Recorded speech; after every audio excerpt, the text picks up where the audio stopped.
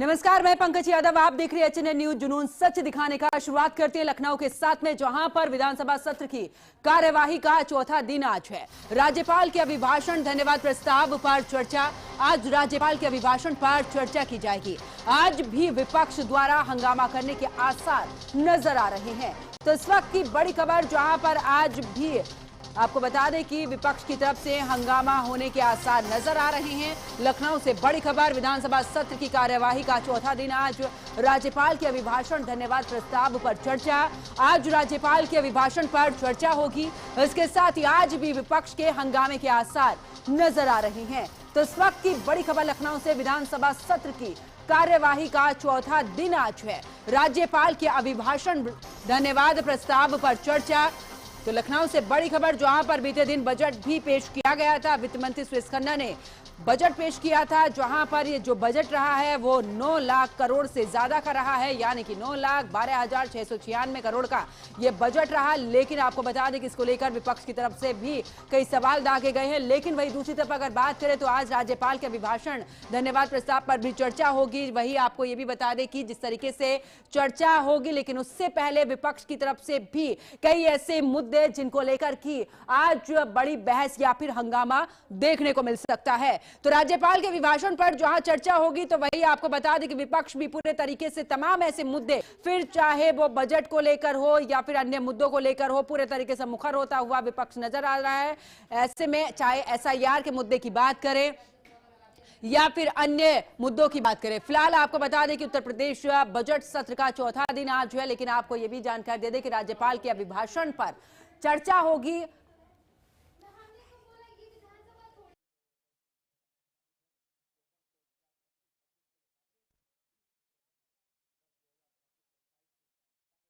$55 lakh metric ton खाद्यान्न उत्पादन एवं 48.18 लाख मीट्रिक टन तिलहन उत्पादन का लक्ष्य है। ग्रामीण क्षेत्र में पंचायत उत्सव भवन, बारात घर का निर्माण योजना के अंतर्गत के बजट पेश किया। 9,12,696 करोड़ का ये बजट। ऐसे में किसानों को लेकर भी कई ऐसे दावे वादे इस बजट में किए गए। महिलाओं को लेकर, साथ ही बेटियों की शादी को लेकर भी राशि जो है वो बढ़ा दी गई है। फिलहाल अब देखना यह होगा कि देखिए विपक्ष जिस तरीके से समाजवादी पार्टी की खास करके बात करें, उनकी तरफ से कई बयान सामने आए हैं कि यह सिर्फ दिखावटी बजट है। उत्तर प्रदेश की तस्वीर कहीं नहीं बदल रही है। सरकार कह रही है इंफ्रास्ट्रक्चर को ध्यान में रखते हुए ये बजट लेकर आए हैं, क्योंकि 2027 का चुनाव विधानसभा का, उससे पहले ये बजट, क्योंकि अगर आचार संहिता लग जाती है तो ये माना जा रहा है कि योगी सरकार 2.0 का ये आखिरी बजट होगा। लेकिन आपको बता दें कि जिस तरीके से बजट पेश हुआ, आज राज्यपाल के अभिभाषण पर धन्यवाद प्रस्ताव को लेकर भी चर्चा यहां पर होगी। तो फिलहाल अब देखना यह होगा कि विपक्ष जिन मुद्दों को लेकर मुखर नजर आ रहा है, क्या आज कार्यवाही के दौरान वो एक बार फिर से हंगामा करता नजर आएगा। इसी पर ज्यादा जानकारी के लिए हमारे सहयोगी पुनीत मोहन हमारे साथ में जुड़ चुके हैं। पुनीत, क्या लगता है आज, क्योंकि राज्यपाल का अभिभाषण पर चर्चा तो होगी, लेकिन विपक्ष भी पूरी तैयारी में है, हंगामा देखने को मिल सकता है क्या आज?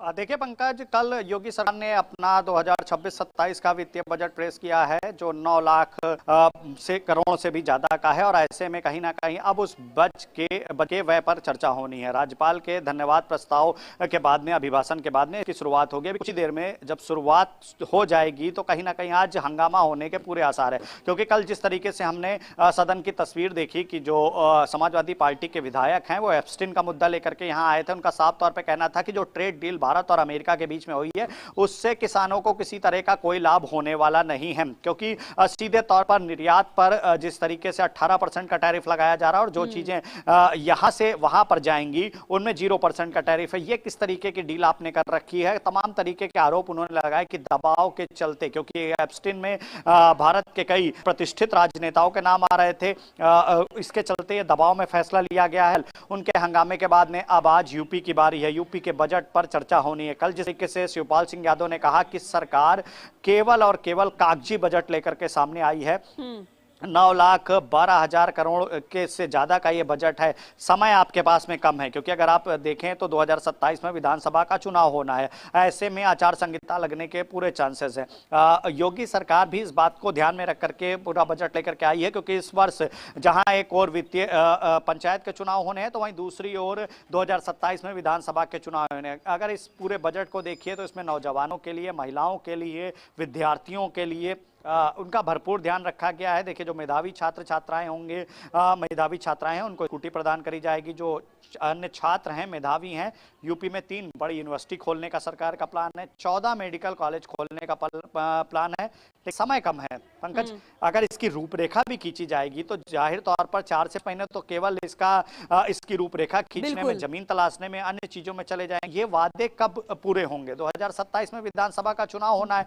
आखिर आप किस तरीके से इस पूरे प्लान को करेंगे? क्योंकि अगर हम पिछले वित्तीय वर्ष की बात करें तो 8,08,000 करोड़ का बजट लेकर के आते हैं। 54% विभागों को अलर्ट किया जाता है, उसके बाद अनुपूरक बजट आता है जो अभी 2 महीने पहले ही आया। अब ऐसे में वित्तीय बजट जो कि योगी सरकार 2.0 का अंतिम बजट माना जा रहा है क्योंकि 27 में यहाँ विधानसभा के चुनाव होने, ऐसे में बजट का सदुपयोग कैसे होगा? किस स्पीड से काम होगा कि ये जो वादे इस बजट में किए जा रहे हैं इसे पूरे किया जा सके? देखिए जिस तरीके से शिवपाल सिंह यादव सरकार कर रही है कि हम इंफ्रास्ट्रक्चर के इसमें पूरे तरीके से इस बजट के मुताबिक काम करेंगे, हम युवाओं को नौकरी देंगे।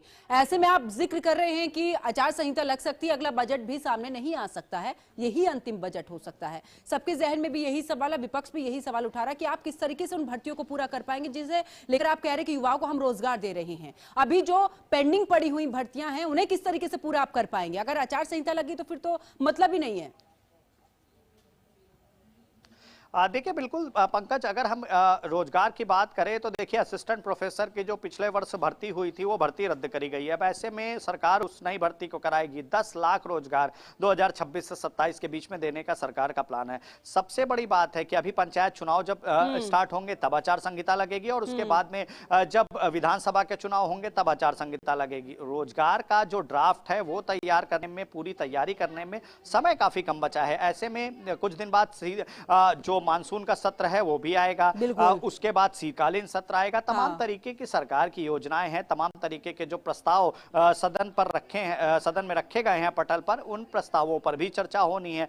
शिवपाल सिंह यादव ने एक बड़ा आरोप लगाया कि सरकार फीता काटने को ही विकास मानती है। उनका साफ तौर पे कहना है कि कागजों में केवल मौसम गुलाबी है, हकीकत कुछ और है। कागजों में मेडिकल कॉलेज बन रहे हैं, कागजों में सड़कें बन रही हैं, लेकिन हालात ये है कि जो सड़क बनती है वो 1 वर्ष के अंदर ही उखड़ जाती है। तमाम तरीके के आरोप विपक्ष ने लगाए। विपक्ष का साफ तौर पे कहना है कि सरकार 14 मेडिकल कॉलेज की बात कर रही है, लेकिन अभी जो पिछले मेडिकल कॉलेज थे जिनको पूर्ण करने की बात करी थी, अभी पूरी तरीके से वो तैयार नहीं हुए। कहीं पर मशीनें नहीं है तो कहीं अभी भी बिल्डिंग का निर्माण चल रहा है। बस फ्रंट की जो बिल्डिंग थी वहां पर फीता काट करके उसकी शुरुआत कर दी गई है। ऐसे में किसी भी चीज को सुनिश्चित तब माना जाएगा जब उसकी पूरी तैयारी हो जाए। जिस तरीके से परियोजनाएं अभी विलंब है, गंगा एक्सप्रेसवे देखिए अभी इसको कंप्लीट करना है, तमाम तरीके के और हाईवे योगी सरकार को कंप्लीट करने हैं। अब ऐसे में 2027 से पहले किस तरीके से पूरा जो बजट का प्लान है वो तैयार किया जाएगा? देखिए विभागों को बजट अलॉट होते होते मार्च आ जाएगा या मार्च अंत हो जाएगा, फिर अप्रैल से दिसंबर तक का वक्त बचेगा।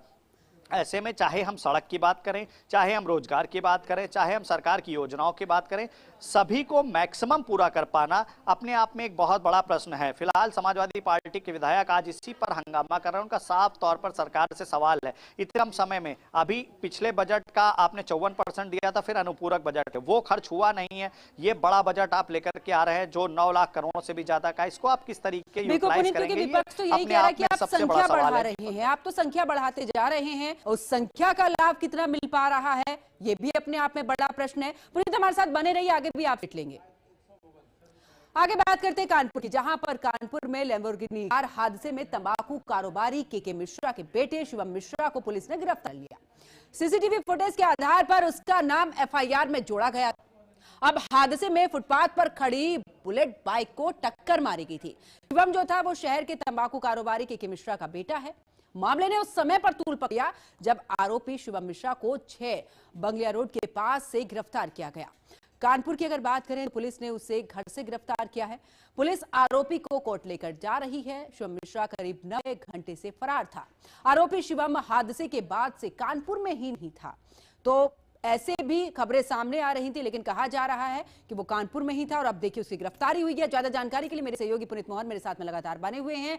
पुनीत, अब आखिरकार शिवम की गिरफ्तारी हो चुकी है। वो प्रश्न जो उठाए जा रहे थे, चाहे वो प्रशासन की बात करें या फिर ये कहा जा रहा था कि इस मामले को जो है उलझाया जा रहा है, पीड़ित पर भी दबाव बनाया जा रहा है, फिलहाल क्या कुछ कार्रवाई चल रही है आगे? देखिए पंकज, कानपुर में इस तरीके से लैम्बोर्गिनी कार लेकर के सड़क पर निकले रईस जादे ने कई लोगों को टक्कर मारी और जिस तरह टक्कर मारने के बाद एक बुलेट से जब उसकी टक्कर होती है उसके बाद वो बुलेट पर गाड़ी चढ़ा भी देता है। हालांकि जो वहां आसपास के लोग होते हैं वो उसको पकड़ने का प्रयास करते हैं, तो जो अरबपति का बेटा था उसके बाउंसर आ जाते हैं, लोगों से झगड़ा करते हैं, कार थाने ले जाई जाती है और बाकायदा उस पर कवर चढ़ा करके उसे थाने में खड़ा किया जाता है। इसके बाद एक दूसरा सीन शुरू होता है। जो उसके पिता है वो अपने बेटे को बचाने का पूरा प्रयास करते हैं। के मिश्रा कहते हैं कि उनका बेटा तो बीमार चल रहा है, वो तो गाड़ी में था ही नहीं। एक सप्लीमेंट्री दूसरा व्यक्ति खड़ा कर दिया जाता है जिसको ड्राइवर बताया जाता है। पुलिस उसको गिरफ्तार भी करती है, कल कोर्ट में उसकी पेशी भी करी जाती है, लेकिन कोर्ट पुलिस को फटकार लगाती क्योंकि सीसीटीवी में साफ तौर पर शिवम मिश्रा को गाड़ी चलाते देखा जा सकता है। ऐसे में आनन फानन में एसओजी का गठन होता है और कल रात को ही शिवम मिश्रा को दिल्ली से गिरफ्तार कर लिया जाता है। अब सबसे बड़ा सवाल है कि क्या भारत में रईस जादों के लिए दूसरे कानून है? क्या कानून के मानक दूसरे हो जाते? क्योंकि लोकतांत्रिक देश में जैसा कानून एक आम व्यक्ति के लिए है वैसा ही कानून रईस जादे के लिए। फिर इतनी हिला हवाली क्यों? जिस तरीके से पुलिस की बदनामी हुई, कानपुर पुलिस लगातार चर्चा में बनी रही कि शिवम मिश्रा जो ऑन स्पॉट वहां पर मौजूद था उसे गिरफ्तार करने के बजाय थाने से ही छोड़ दिया गया, बल्कि थाने भी नहीं ले जाया गया और जो कार टक्कर मार करके लोगों को थाने पर पहुंची उसे कवर ढक करके खड़ा किया गया। सेवा सत्कार में किसी तरीके की कोई कमी नहीं रही। के मिश्रा, उसके पिता जो सामने आए थे, उनका साफ तौर पर कहना था मेरा बेटा तो यहां पर है ही नहीं, मेरा बेटा बीमार चल रहा है। तमाम तरीके के उनके बयान सामने आ रहे थे। एक सप्लीमेंट्री दूसरे व्यक्ति को खड़ा कर दिया गया। ये काफी आसान होता है क्योंकि ऐसे में जो अमूमन गरीब लोग होते हैं उनको ड्राइवर बना करके या खड़ा कर दिया जाता है। हिट एंड रन केस में आपने देखा होगा कि जो रईस जाते होते हैं वो अपने परिजनों को बचाने के लिए, अपने बच्चों को बचाने के लिए इस तरीके का कदम उठाते हैं, लेकिन जब सीसीटीवी एविडेंस वहां पर पहुंचे, गवाह अपने बयान से पलटा नहीं तो पूरा केस पलट गया। अब ऐसे में कोर्ट की फटकार के बाद में एसओजी उसको गिरफ्तार करती है। फिलहाल आज उसे कोर्ट में पेश किया जाएगा। अब देखना होगा कि आगे की क्या कार्रवाई होती है। जी बिल्कुल पुनीत, बड़ा सवाल यही है कि आखिरकार क्या कानून सबके लिए अलग अलग है, क्योंकि पीड़ित पर भी पुनीत दबाव बनाने की कोशिश की गई थी कि वो इस पूरे मामले को लेकर समझौता कर ले, क्योंकि के शर्मा जिस समय पर थाने पहुंचे उन्होंने इस बात का जिक्र किया कि आखिरकार उनका बेटा नहीं था, जिस तरीके से जानकारी आप भी दे रहे हैं। लेकिन अगर ये गिरफ्तारी नहीं होती पुनीत, तो बिल्कुल ये बड़ा प्रश्न चिन्ह प्रशासन पर खड़ा होता हुआ नजर आता है कि आखिरकार आपकी ये कार्रवाई हो रही है उत्तर प्रदेश में, जब मुख्यमंत्री योगी आदित्यनाथ कहते हैं कि यहां पर कानून सबके लिए समान है, यहां पर किसी भी आरोपी को बख्शा नहीं जाएगा, तो क्या रईसजादों के लिए अलग से कानून बना हुआ है?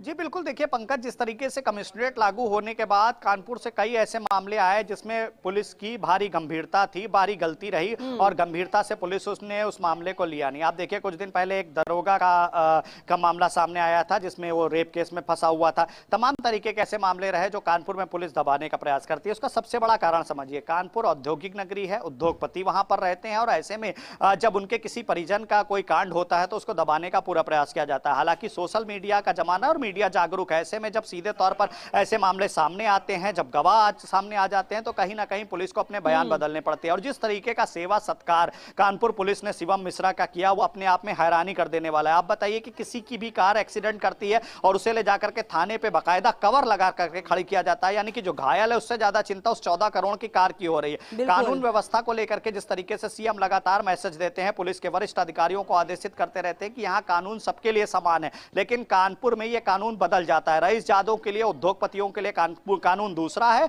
और वहीं आम आदमी के लिए कानून दूसरा है। अगर गवाह अपने बयान से ना पलटता और सीसीटीवी फुटेज ना होते तो शायद शिवम मिश्रा गिरफ्तारी ना होता। पुलिस भी पूरी तरीके से कहीं ना कहीं इस मामले में हिला हवाली कर रही थी, जो कोर्ट के आदेश के बाद में पुलिस ने एक्शन लिया है। जी बिल्कुल पुनीत, इस पर नजर बना के रखिए क्योंकि इसमें सुनवाई भी होनी है, आगे भी आपसे अपडेट लेंगे। फिलहाल के लिए बहुत बहुत शुक्रिया पुनीत मोहन हमारे साथ जुड़ने के लिए, तमाम जानकारी